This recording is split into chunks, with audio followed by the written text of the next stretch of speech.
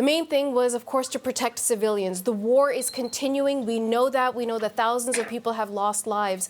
But we're also hearing again and again and again that civilians need to be protected, that the hostages that are being held by Hamas need to be released, and residents who are inside Gaza and who are trying to get out are given that opportunity. While they're trying to get out, we heard again that aid needs to get in, that there need to be humanitarian pauses. We did hear calls, including that presser, for ceasefires. Whether, in fact, that is realistic at this point, we don't know. But there's a real push for those humanitarian pauses. There's ongoing support, at least from the American side, for Israel's right to defend itself from a terrorist entity. But we heard Blinken say more than once about how Israel does that matters. There was some very pointed criticism of Israel coming from Blinken's Arab counterparts, and including from some of the reporters who were asking questions. But it seems that the overall goal for all the people we've heard from in that press conference is to achieve a sustainable peace for a state for the Israelis and another state for the Palestinians. Those are some of the broad strokes, but really, let's get into the depth of this extraordinary press conference that we've been carrying for you live here on CBC News Network. Let's turn to our friend and journalist Rebecca Collard, who's been watching that conference for us from Beirut. So, Rebecca, I gave that broad overview, but you've been in the thick of this story right from day one. Let's talk about some of the comments that you heard and what stood out for you. Yeah, a couple of things really stood out for me, Natasha. The first one is this call for a ceasefire. So we have heard a very clear call for a ceasefire from Egypt, from Jordan, from most Arab states, and really from around the world. But what we heard from Blinken is that he was talking about humanitarian pauses, that he's been pushing for humanitarian pauses.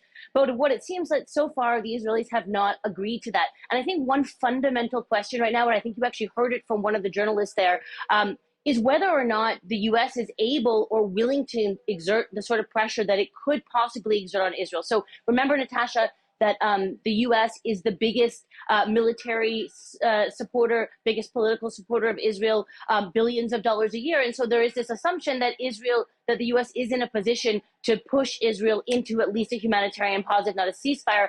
And I think what we've seen the last few days is showing that there seems to be a diverging opinion. There seems to be a split between what the U.S. wants and what Israel wants. So I think that is quite interesting and something to keep our eyes on. You also just mentioned, Natasha, we heard a lot of talk now about the two-state solution, about a Palestinian state on the borders before the 1967 war. This is something that we're hearing increasingly, that it's not just about ending this conflict right now, what we've been seeing in Gaza in the last 3 weeks or almost a month now, Natasha, but actually finding a durable, just solution to the conflict. And I just want to put that into a bit of context.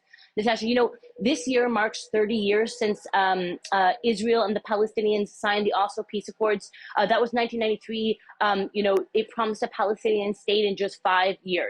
And it promised an end to the violence that Israelis and Palestinians had been suffering for decades. We're 30 years later, Natasha. Of course, there is no Palestinian state. There's hundreds of thousands of new Israeli settlers on the land promised for that state. As October 7th shows you, and the 3 weeks since then, or months since then, Israelis and Palestinians are still suffering incredible levels of violence. And so you keep hearing people now talk about that two-state solution. And it's also what I'm hearing from Palestinians that I've been speaking to here. They're giving up on these negotiations. They're giving up on this idea of a two-state solution through the Oslo Accords because we're 30 years later and none of those things have come about. We don't have peace. We still have violence and they still don't have a state. So those are a couple of things that really stood out to me, Natasha.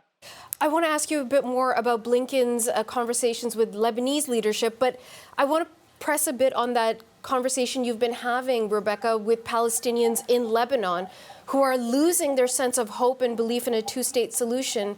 So what do they believe is going to happen? Do they know what a viable solution would be? Yeah, I mean, to be honest, Natasha, I think that hope is lost for most people. And, I've been in the camps here talking to Palestinians who most of them either fled here 75 years ago with the creation of Israel, or they are their descendants. And, I spoke to people who said they were supportive of the Oslo Peace Accords, even though in many cases, Natasha, it wouldn't mean that Palestinians got to go back to the villages that they had come from, but it meant that there was going to be a Palestinian state. And it's 30 years later, and people are telling me, one guy specifically told me, he was so supportive of Yasser Arafat and the Oslo Peace Accords and negotiations and was so excited. And now he thinks that the only option for Palestinians is resistance. So I think, thinking about what's been happening in the last month in that context is really important. And as far as what a solution is, I think, I wouldn't say that. I think for a lot of people here, a lot of Palestinians here, there was still this dream that they get to go back to their homes. Obviously, that is looking increasingly unlikely, and increasingly unlikely that there will be any Palestinian state at all. And I think that's the big question. What is the solution? We're hearing these leaders today talk about a two-state solution. And of course, just to also a little bit of perspective, Natasha, Egypt and Jordan were the first Arab countries to sign peace agreements with Israel decades ago. And of course, those were brokered by the U.S. So these are the countries that that we saw speaking today. But I think that these calls for a two-state solution are seeming increasingly unrealistic to Palestinians, I think to a lot of Israelis as well, especially if you look at what's been happening in the West Bank. Over the last few decades with the increase and expansion of settlements, the violence that we've been seeing there, over the last few weeks as well. I think that Blinken addressed that as well. He talked about extremist attacks, and that those also had to be brought under control by the Israeli government. So I think, right in this moment, we keep hearing about the two-state solution. I think it's important to keep all of this kind of historical perspective in our minds when we're looking at what's happening.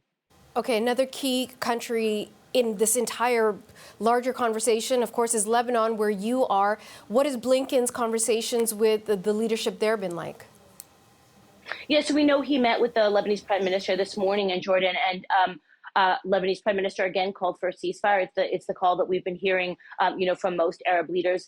And we also saw now from one of Blinken's spokespeople that he also shared his concern that Lebanon not become a second front in this conflict. So, of course, over the last almost a month now, we've had almost daily exchanges of fire across the Lebanese-Israeli border, mostly between the Israeli military and Hezbollah, the very powerful Iranian allied militant group that operates primarily in the south of this country. And of course, Hassan Nasrallah, the leader of Hezbollah, spoke yesterday. And so I think there is this concern that would happen. But I just want to say again, the Lebanese government has almost no say in what happens in this country and whether or not this country goes to war. That decision will be made by Hezbollah and Israel. The Lebanese military is not nearly as strong or capable militarily. The Lebanese government has very little legitimacy in the eyes of a lot of people here. And so, Blinken is sharing these concerns with the Prime Minister of Lebanon, but it's not the choice of the Prime Minister of Lebanon whether or not this country is pulled into this conflict.